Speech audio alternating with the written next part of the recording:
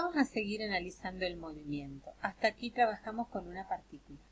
Pero para acercarnos más al movimiento de los cuerpos, vamos a generalizar las leyes y teoremas de conservación analizados hasta ahora para aplicarlos a lo que llamamos un sistema de partículas. Cuando trabajamos con sistemas de partículas, lo más importante es determinar qué partículas constituyen el sistema. Y una vez que tenemos el sistema, lo que vamos a analizar, cuáles de las interacciones corresponden a interacciones entre partículas del sistema. A ella le llamamos fuerzas internas. Y cuáles de esas interacciones corresponden a las interacciones de las partículas del sistema, pero con partículas que no pertenecen al sistema. Le llamamos fuerzas externas. Estos dos puntos son importantes porque dependiendo de cuál sea el sistema que yo elijo para analizar el movimiento, serán las fuerzas internas o externas. Es decir, supongamos que tenemos una configuración de masas M1 y M2.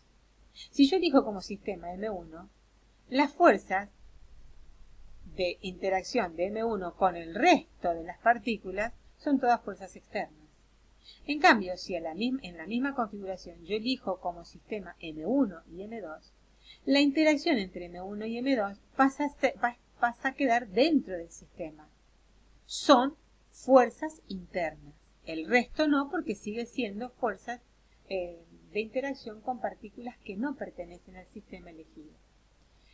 Entonces, si un sistema cuyo movimiento queremos analizar o describir, como el que nosotros analizamos de estas dos masas, las fuerzas de interacción entre M1 y M2, o sea, el par de interacción entre M1 y M2, va a ser fuerza interna porque yo estoy eligiendo como sistema M1 y M2.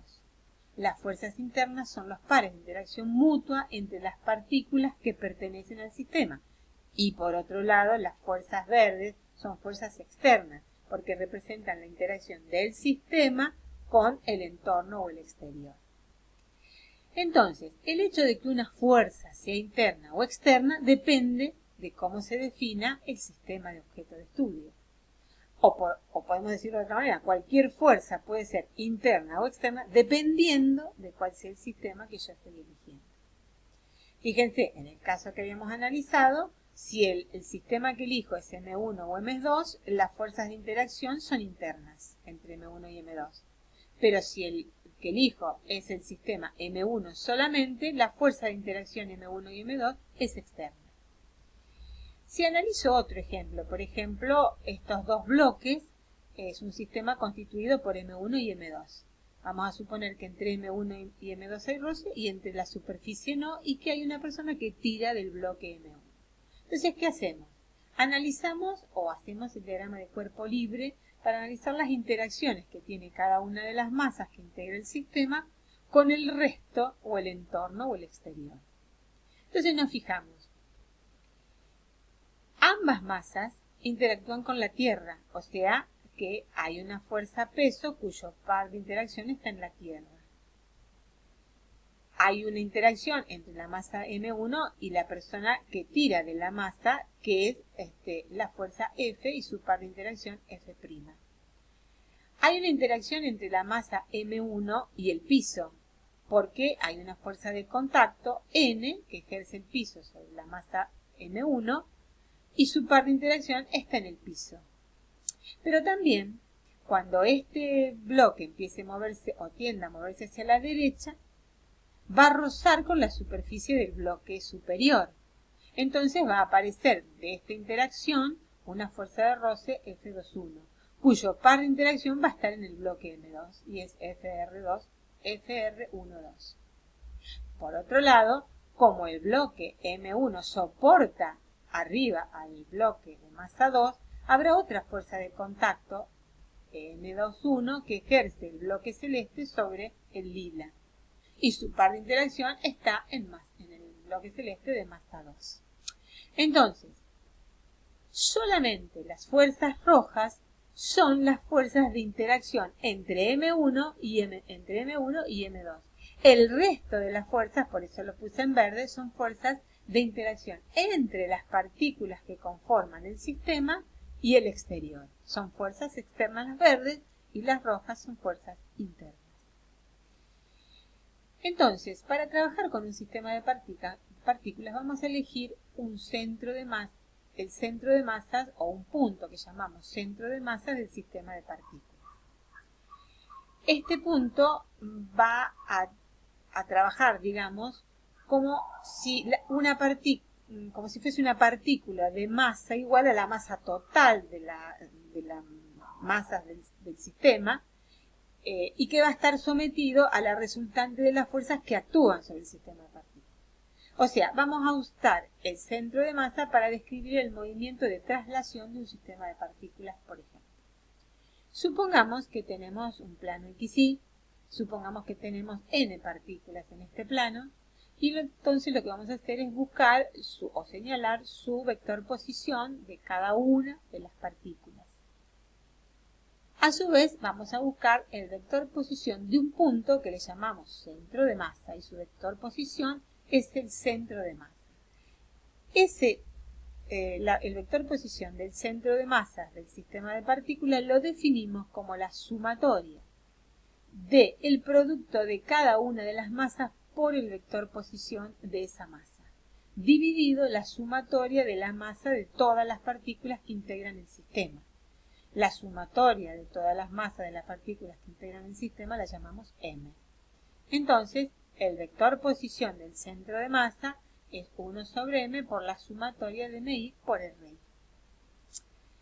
Es una definición. Este punto, centro de masa, es como si toda la masa de todas las partículas estuviera concentrada en este punto que llamamos centro de masa, que es un punto geométrico, no tiene por qué necesariamente coincidir con ninguna de las partículas.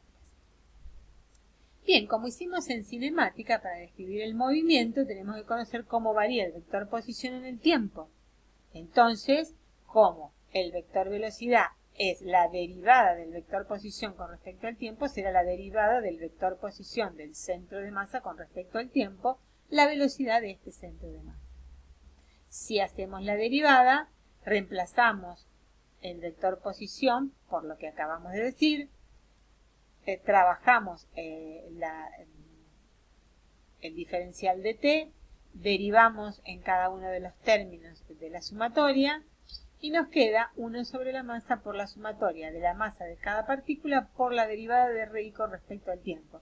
Pero esta es la velocidad que lleva cada partícula, o sea, 1 sobre m por la sumatoria de mi por vi. Pero mi por vi, nosotros ya sabemos que se trata de otra magnitud física que es el momento lineal P de la partícula I. De modo entonces que será 1 sobre m por la sumatoria de los momentos lineales de cada una de las partículas. De modo que si llamamos sumatoria de los momentos de cada una de las partículas al momento total del sistema de partículas, lo que alcanzamos a tener es que la velocidad del centro de masa es igual a 1 sobre m por el momento total, sumatoria de los momentos de cada uno de los momentos lineales de cada partícula, por el momento lineal total. Si pasamos esta masa, que es la masa total del sistema, a multiplicar acá, resulta que la masa total por la velocidad del centro de masa es igual al momento lineal total. Pero masa por velocidad del centro de masa es el momento lineal del centro de masa. De modo, entonces, que resulta que el momento lineal del centro de masa es igual al momento total del sistema de partículas. Y esto es una gran definición o un gran encuentro que hemos tenido. El momento total del sistema de partículas es igual al momento del centro de masa del sistema de partículas. A partir de esta ecuación podemos decir que el movimiento de traslación del sistema de partículas está representado por el momento de su centro de masa. Entonces, si un sistema de partículas está aislado, su momento lineal va a ser constante. Si su momento lineal va a ser constante, quiere decir que el producto de la masa total por la velocidad del centro de masa es constante. Por lo tanto, la velocidad del centro de masa va a tener que ser una constante en módulo, dirección y sentido. Y la única posibilidad que tenemos de que el vector velocidad sea constante es que el centro de masa, por ejemplo, lleve un movimiento rectilíneo uniforme, porque la velocidad es constante en módulo, dirección y sentido. O bien que esté quieto. Cuando un sistema de partículas no está aislado, como en el caso que nosotros estábamos analizando, entonces la derivada del momento lineal de cada partícula me va a dar la fuerza, va a ser igual a la sumatoria de las fuerzas que actúan sobre esa partícula, porque esta es la ley de Newton. La derivada del momento con respecto al t, a t es igual a la sumatoria de las fuerzas o de las interacciones sobre la partícula. Pero esto mismo ocurre para la partícula 2. La derivada de su momento con respecto al tiempo será igual a la suma de las fuerzas que actúan sobre la partícula 2. Bueno, entonces si yo sumo ambos momentos, voy a tener el momento lineal total. Acá me faltó el vector. Por favor, acá va un vector. La suma de los momentos lineales P1 y P2 de cada una de las partículas como vectores va a ser igual a la sumatoria de todas las fuerzas, F1 más F2 más F12 más F21. Ahora, ¿por qué taché esto? Porque F12 es igual a menos F21. ¿Por qué? Porque son pares de interacción. Entonces esto se cancela. Y resulta que el momento lineal total del sistema, o sea, el momento lineal del centro de masa, la derivada del momento lineal respecto del centro de masa, es igual a la sumatoria de las fuerzas externas del sistema, porque F1 y F2 son externas. Las internas se cancelan por ser pares de interacción. Entonces, quiere decir que la masa total del sistema elegido por la aceleración del centro de masa tiene que ser igual a la sumatoria de las fuerzas externas al sistema. Cuando un sistema de partículas entonces no está aislado, sobre él actúan fuerzas internas y externas. Por tanto, las partículas de dicho sistema tendrán en general una aceleración y el centro de masas estará acelerado. Pero esa aceleración es igual a la sumatoria de las fuerzas externas. Masa por aceleración del centro de masa va a ser igual a la sumatoria de las fuerzas externas. Que no es más esto que la segunda ley de Newton para el centro de masas de un sistema de partículas. La aceleración del centro de masa de un sistema de partículas es debida únicamente a las fuerzas externas que actúan sobre el sistema. También, en dinámica de la partícula, a nosotros nos quedó un importante teorema, que es el teorema del trabajo y la energía. El trabajo realizado por todas las fuerzas que actúan sobre una partícula resulta igual a la variación de la energía cinética de la misma. O sea, el trabajo de todas las fuerzas para llevar la partícula de A hasta B por la trayectoria C es igual a la variación de su energía cinética. Ahora veamos cómo se modifica esta expresión del teorema del trabajo y la energía para el caso del sistema de partículas, porque acá vamos a tener actuando tanto fuerzas internas como externas. Entonces, volvamos a nuestro sistema formado por dos partículas, M1 y M2, con fuerzas externas que son las verdes y fuerzas internas que son las que están en rojo. Entonces, la energía cinética del sistema en cada instante será la suma de la energía cinética de cada partícula. Por lo tanto, suma de la energía cinética de cada partícula. De la misma manera, la variación de la energía cinética del sistema en un intervalo de tiempo será la variación de la energía cinética de la partícula 1 más la variación de la energía cinética de la partícula 2. Pero de acuerdo al teorema del trabajo y la energía, la variación de la energía cinética del sistema en un intervalo de tiempo para cada masa va a ser, para la masa M1, el trabajo de todas las fuerzas que actúan sobre la masa M1 va a ser la variación de la energía cinética de la masa 1.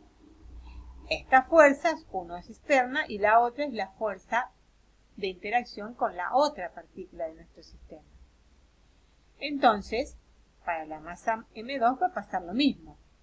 El trabajo de la fuerza externa F2 más el trabajo de la fuerza interna F12 va a ser igual a la variación de la energía cinética de la partícula 2. Ahora, si uno analiza de esta manera para que este sistema formado por dos partículas sobre las cuales actúan fuerzas externas y fuerzas internas, la variación total de la energía cinética, va a resultar el trabajo de la fuerza externa 1 más la de la interna 1, 2, más la externa 2, más de la interna F1, 2, va a ser igual a la variación de energía cinética de la partícula 1 más la variación de la energía cinética de la partícula 2. Pero entonces, si bien las fuerzas internas son pares de interacción, las rojas, no necesariamente, o sea, son pares de interacción, quiere decir que la fuerza F1,2 es igual a menos F2,1 según la tercera ley de Newton. Pero el trabajo de estas fuerzas, que es F1 escalar diferencial de R1, no tiene por qué ser igual a menos F2,1 por diferencial de R2. No tiene por qué serlo. En general, no necesariamente esos trabajos van a ser iguales. De modo que yo acá no los puedo cancelar. Entonces, esta ecuación yo la puedo reescribir de la siguiente manera. El trabajo de las fuerzas externas refiriéndome a F1 y a F2, más el trabajo de las fuerzas internas es igual a la variación de la energía cinética. Y este es nuestro teorema de trabajo y la energía para un sistema de partículas. En nuestro caso, el sistema está formado por las partículas M1 y M2. Ahora, teniendo en cuenta que las fuerzas internas pueden ser conservativas, porque en general son fuerzas centrales, entonces el trabajo de las fuerzas internas es igual a menos la variación de la energía potencial asociada a esas fuerzas internas. Entonces la ecuación anterior del trabajo y la energía la podemos reescribir reemplazando el trabajo de las fuerzas internas por menos la variación de la energía potencial interna. Y entonces resulta esta expresión como trabajo de las fuerzas externas menos la variación de la energía potencial interna igual a la variación de la energía cinética del sistema. Entonces, como acá tengo término que tiene energía potencial, lo puedo pasar al otro miembro para juntar lo que tiene que ver con energía. Y me queda que el trabajo de las fuerzas externas es igual a la variación de la energía cinética más la energía potencial interna.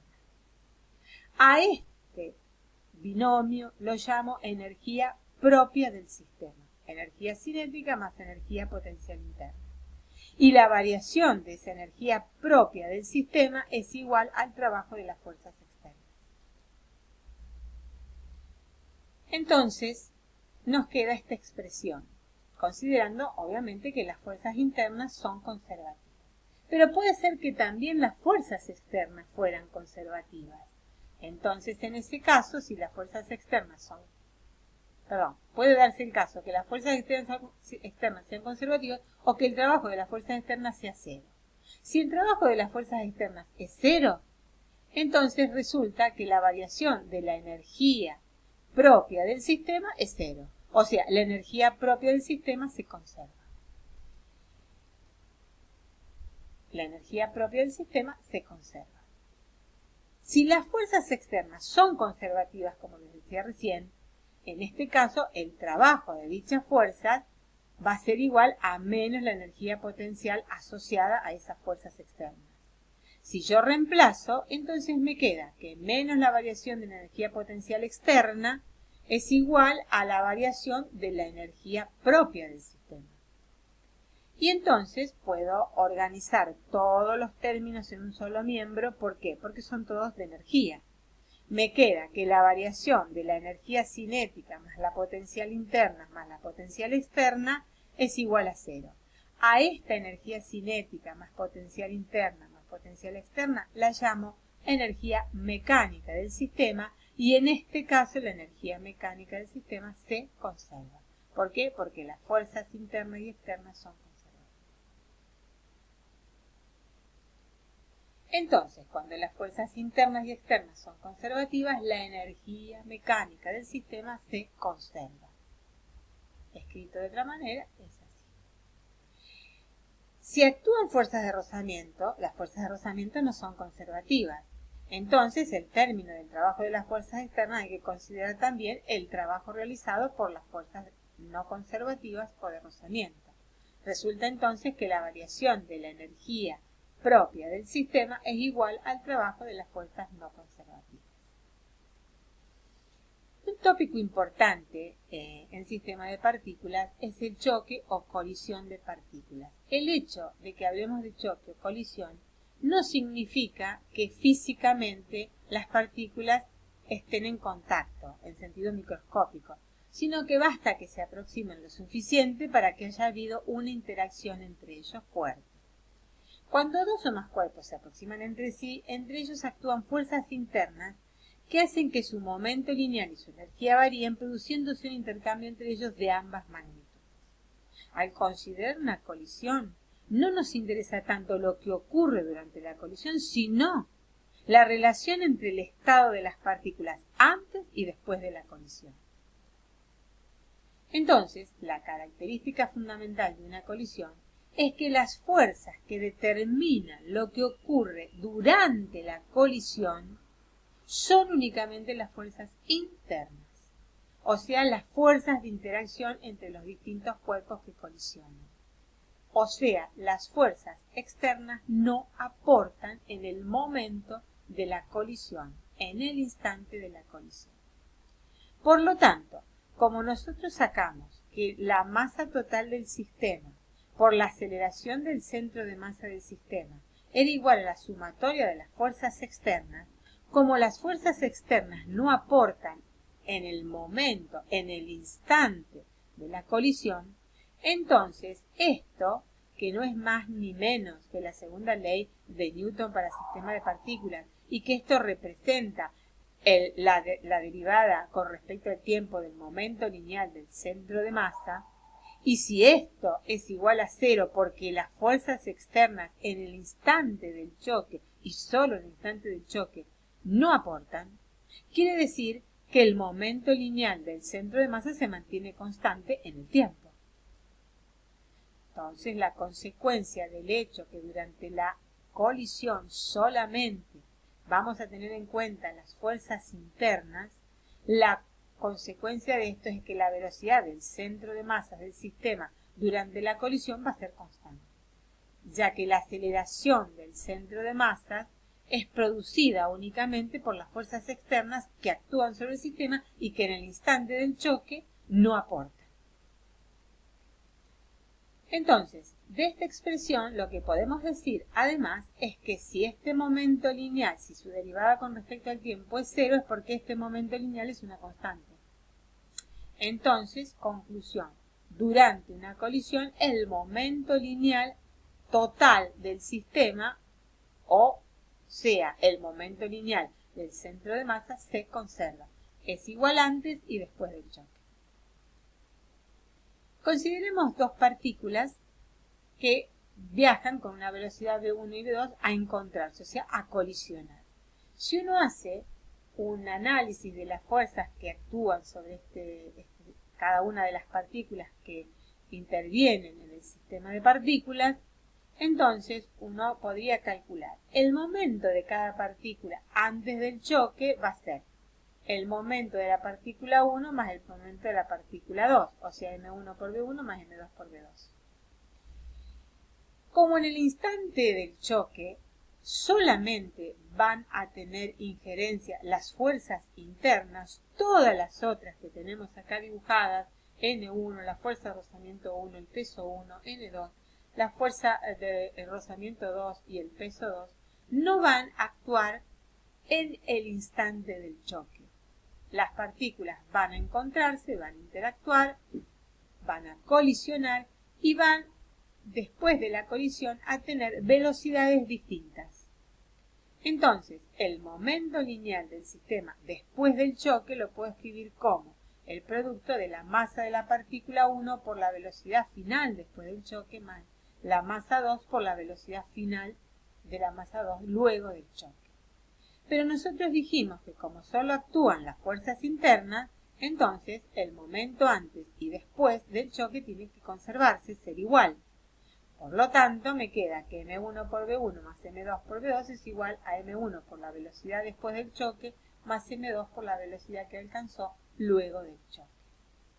Esta, no olvidemos que es una ecuación vectorial. Por otro lado, recordemos que la variación de la energía cinética de un sistema de partículas era el trabajo de las externas más el trabajo de las internas igual a la variación de la energía cinética. El trabajo de las fuerzas externas en el momento del choque o colisión no es relevante porque las fuerzas externas no están actuando en el instante del choque y por lo tanto esta expresión me queda que el trabajo de las fuerzas internas es igual a la variación de la energía cinética.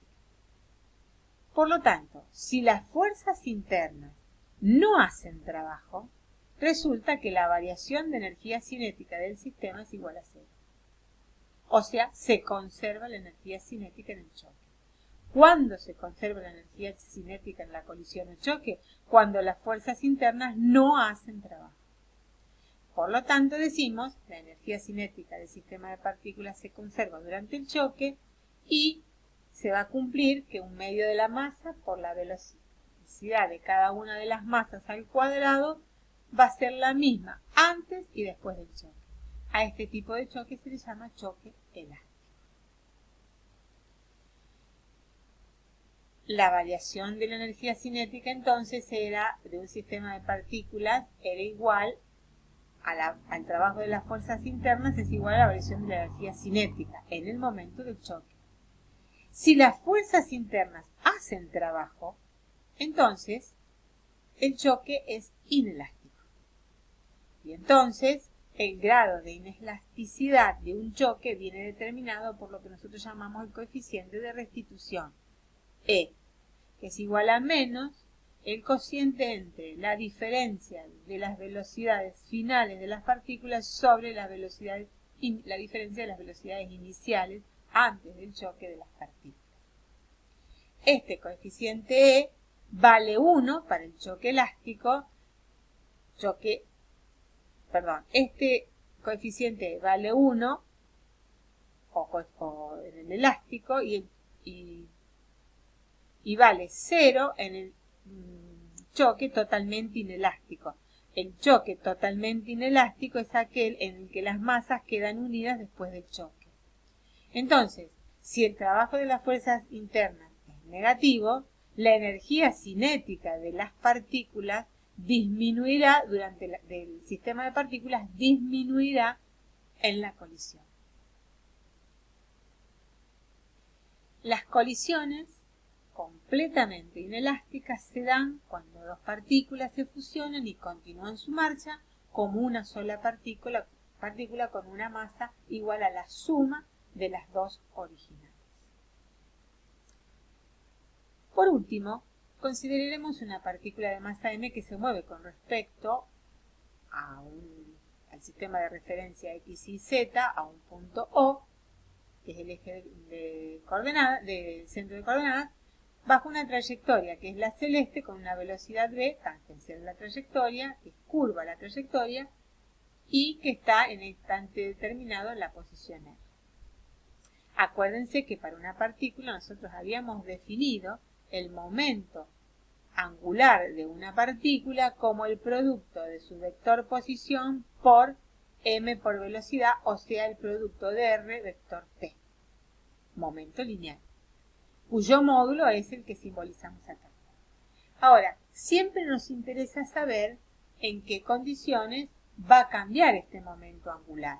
Este momento angular, para saber su cambio en el tiempo, hacemos su derivada, o sea, la derivada de r vector p, pero la derivada de r vector p me da r vector f. A esto, r vector f, lo llamamos torque o tau. ¿Qué pasa si el producto vectorial de R por F, o sea, si el torque de F es 0? Bueno, si esto es 0, L, la derivada de L con respecto a T, es 0, por lo tanto L es una constante. Y ese es el teorema de conservación de momento angular para una partícula que ya vimos. Esto lo tenemos que llevar al momento angular de un sistema de partículas.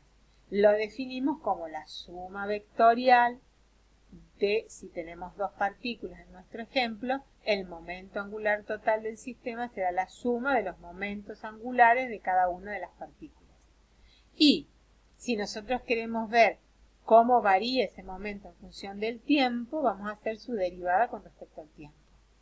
Derivando y reemplazando se da la derivada del momento, de la suma del momento angular de cada una de las partículas con respecto al tiempo. Distribuimos la derivada y entonces resulta la derivada de L1 con respecto a T1 es el torque sobre la partícula 1 resultante, mientras que la derivada de L2 con respecto a T es el torque resultante sobre la partícula 2. Si uno trabaja esta expresión, teniendo en cuenta que el torque es R vector F, en el caso de la partícula 1, las fuerzas que actúan son la fuerza de interacción interna F1,2 y la fuerza externa F1. El torque total va a ser R1 por F1 más R1 por F1,2. Ahora, F1,2 es igual a menos F2,1 porque es su par de acción y reacción.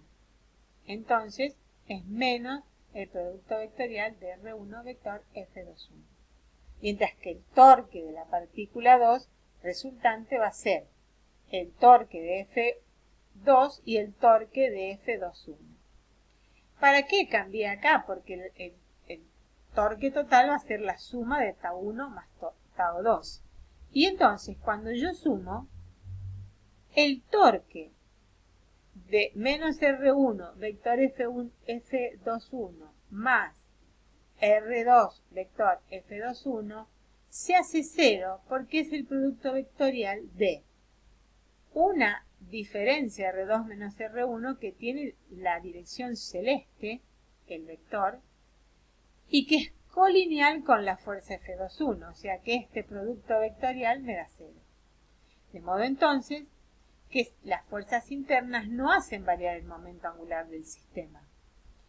La derivada del momento angular total del sistema con respecto al tiempo es igual a la suma de los torques externos, porque las fuerzas internas no hacen variar el momento angular. El teorema de conservación del momento angular para un sistema de partículas establece que si la sumatoria de los torques sobre el sistema de los torques externos, de las fuerzas externas al sistema es nulo, el momento angular del sistema es constante. Bueno, creo que con estas ideas podemos trabajar sistemas de partículas y, como dije al principio, nos vamos acercando a la descripción del movimiento de un cuerpo con un poco más de precisión. Hasta el próximo encuentro.